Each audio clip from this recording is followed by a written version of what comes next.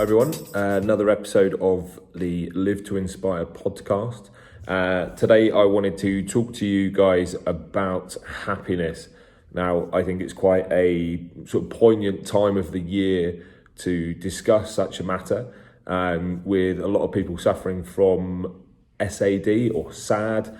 Other people call it the winter blues, where around this time of year, especially in the UK, the days are really short, it's really cold, it's quite dark, and the general sort of mood of most people decreases, and it's really linked to a biochemical imbalance to do with hormones, massive changes in circadian rhythms and sleep patterns. Normally our body works on a sort of 4-hour cycle, so for most people, when the research says that we should be getting between 7 to 9 hours sleep a day, it makes sense. If we have 2 4-hour circadian cycles, that's 8 hours, right? So in terms of that, obviously with longer days, with longer nights and shorter days, our sleep patterns are a little bit out of sync, and then we wake up and it's dark and we don't get much exposure to sunlight, so our vitamin D levels decrease. So what is the solution? I know a lot of people have bought into sunrise clocks, things like that, and white lights, where there is an exposure of UV light on the body and on the skin, not necessarily warmth, but actual increase in UV rays. So we're trying to trick our body and our brain into thinking that there is more daylight. So that's one potential solution. For me, it really draws on into the concept of happiness. Now, for me personally, I spent a lot of time over the last few years really trying to search effectively for happiness and trying to find it. I had some significant changes in my life that were totally out of my control, which I struggled to deal with. I thought, why me? Why am I being punished for these things? But actually, it's the mindset. It's you. I saw myself as the victim of it, whereas actually it's a set of circumstances that allowed me to learn and develop, and then I was able to be in a better mindset, and then everything around me perpetuated into happiness. There's a fascinating book I read on good vibes, good life. The title speaks for itself. You know someone that always exudes really good vibes. You can feel them. You can feel the good vibes coming from them. And that in itself can make you feel good.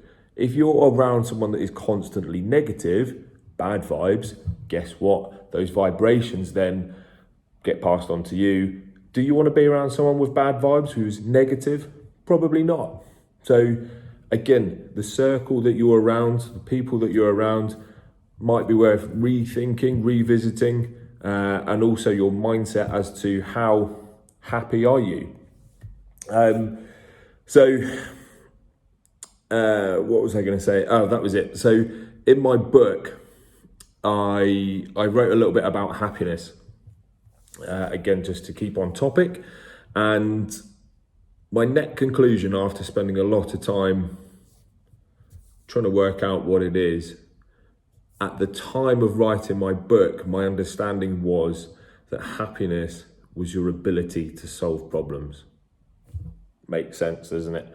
So you think if you have, you've got loads of washing to do, real trivial task, loads of washing to do, you get the job done. It's a solution to the problem. It's a task completed. How do you feel? You feel happy. That job is done. It's a solution to a problem. Now that's a small problem. When you have a larger problem, obviously the gratification that comes from that is larger.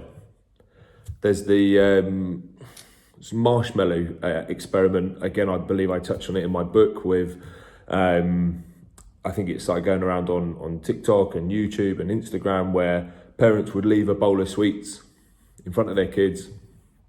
And it's an experiment that was done, I believe, in the 60s, where it's all about delayed gratification, i.e. you can have one sweet now, or when I come back, you can have two. And most people, it's a very good or strong indicator as to gratification levels. The most people who have delayed gratification go on to be far more successful, content and happy later on in life. So again, something to think about. Would you have that one sweet straight away, or would you have the two sweets later on? I believe Instagram is a massive, massive factor for this, because a lot of people buy into the immediate gratification of likes, trending, verification, credibility. People need it immediately. So again, are you one of those people? Are you not? Me personally, I couldn't give a monkey's. If you like my content, thank you very much. I've had some really, really nice messages already from people, and I thank you for that.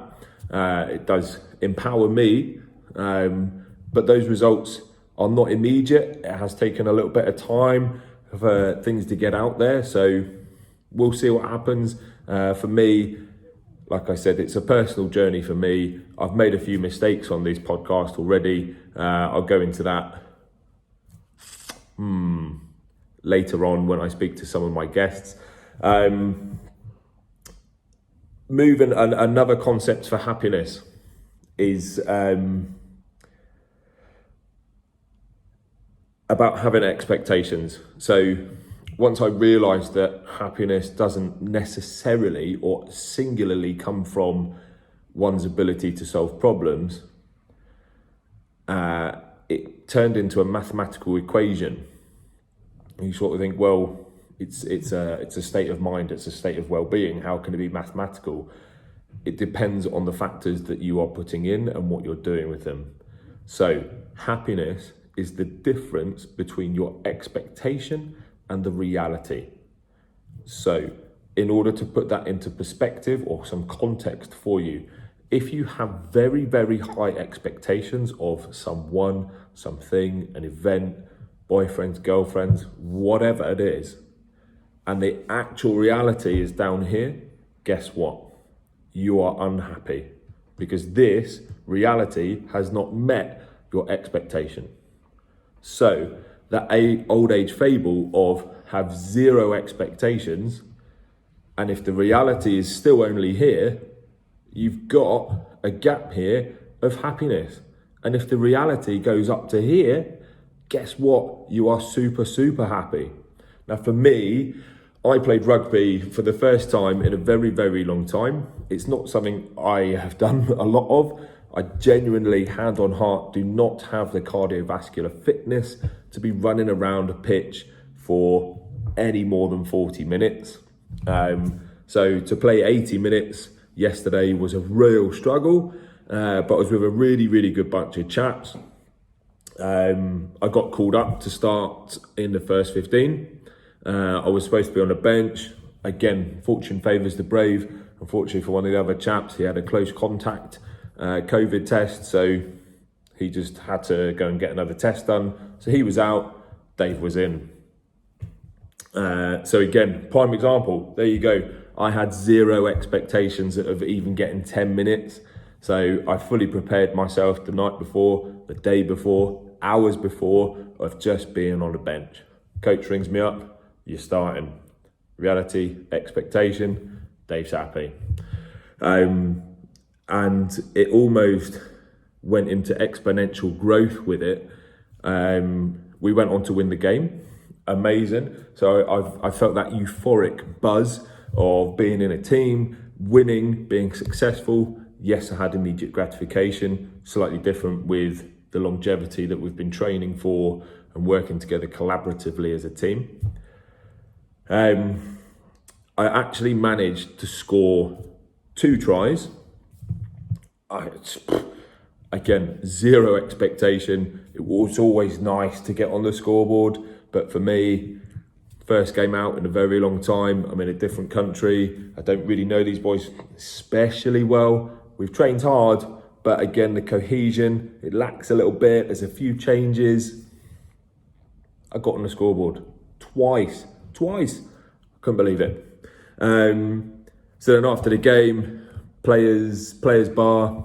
Everyone has a few lemonades, a bit of food, good chat, and they gave me my first cap, and I actually have a Bahrain rugby club cap. I'm capped for Bahrain. I didn't even know that thing existed. So again, reality, expectation, that way around. Yeah, no expectations.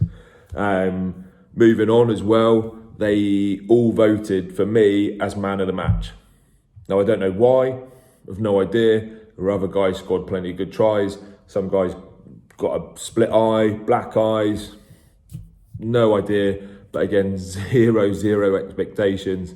And it wasn't even on my radar. So an unbelievable surprise and absolutely euphoric and overwhelmed to the point of tears that it happened. And these are people who I've been training with.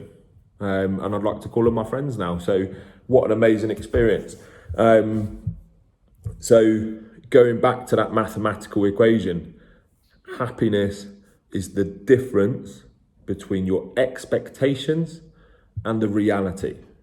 Basically, have zero expectations. Don't expect anything from anyone or any situation, and the chances are that whatever the outcome, whether it be good or bad, if you've got zero expectations, you can't be upset with it. So any outcome is going to be a positive if you have zero expectations. So a small tweak in mindset, happiness is only a small tweak away. And lastly, just to talk to you guys about the physiological changes. Now, I did write a blog on this. It's on my website, davidcolemanGB.co.uk. You've got four markers, four physiological markers or hormones really that are associated with happiness. Now, forgive me because I can't always remember them. First one is dopamine. So that's effectively the reward hormone. I always remember this one by if I dropped my wallet on the floor and I didn't know, you picked it up and gave it back to me, you get a dopamine spike. You've done a good deed, you've got a reward. But in addition to that, I also get a dopamine spike because someone else has done a good deed and I've been rewarded. So not only you, but me. And on top of that, if anyone else around witnesses that good deed, they also get a dopamine spike. So doing the right thing and whatever it is, even opening a door for someone, male, female, boy, girl, doesn't matter. Just open a door for someone, be nice to someone, give someone a reward. You will get a dopamine spike, thus your happiness will increase as well. The next one is oxytocin. Now, during my time in one of my various multi-service roles, I worked as a security officer in a local hospital, and I had very, very good conversations with a lot of the midwives.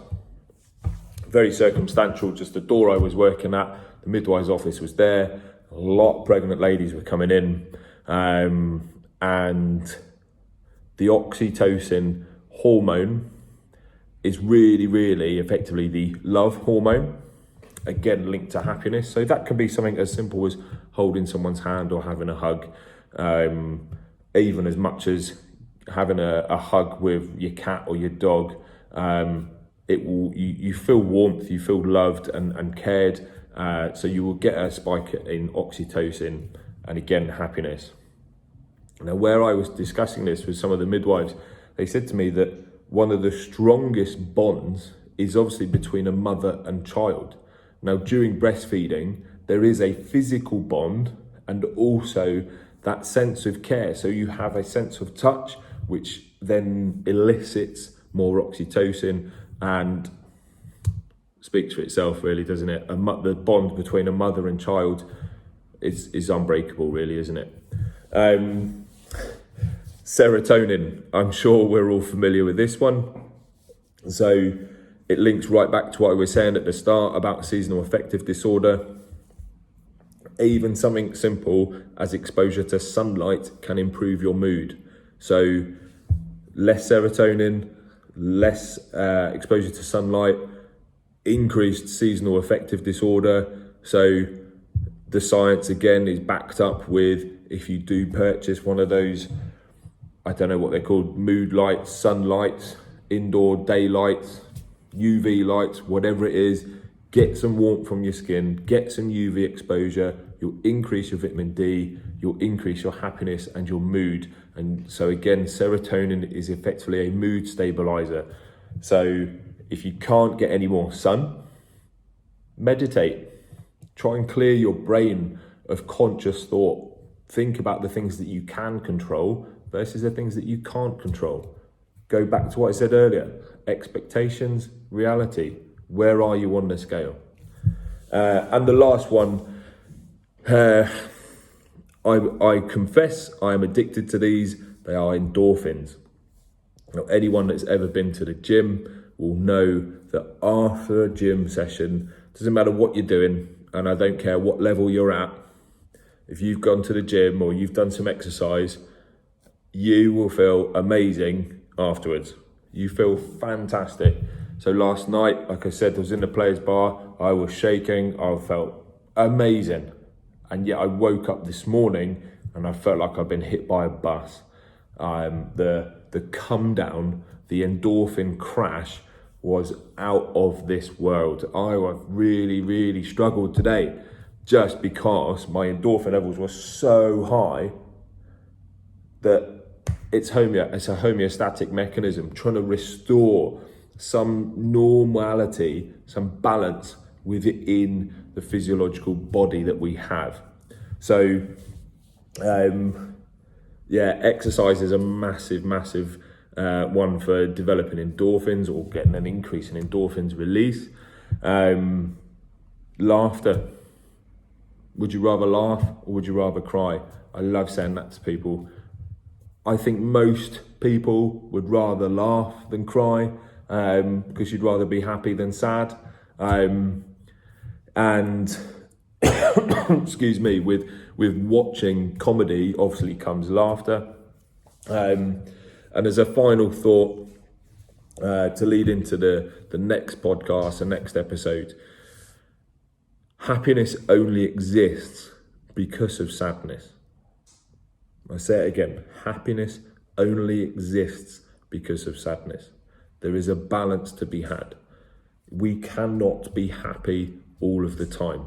It's okay to be sad, whether it be during winter, emotionally sad, it's okay. Please believe me, it is okay to be sad, because whenever there's a time where you have a low, the opposite will come. It may not be eventually, but at some point in the future, you will feel a state of happiness and contentment. For me, I'm very, very close to that at the moment. There are things going on. I'm sure there are in your lives. But think about what you are struggling with versus what someone else may be struggling with. There's a lot of people who are struggling at the moment through the pandemic, even something as simple as having a job. So be grateful for what you do have, and I'm always here. So if you need to reach out, any questions, any comments, if there's any way in which I can help further, it's my purpose in life. I'm here to live, to inspire. I wish you all the best, and hopefully I will catch you in the next episode. Peace.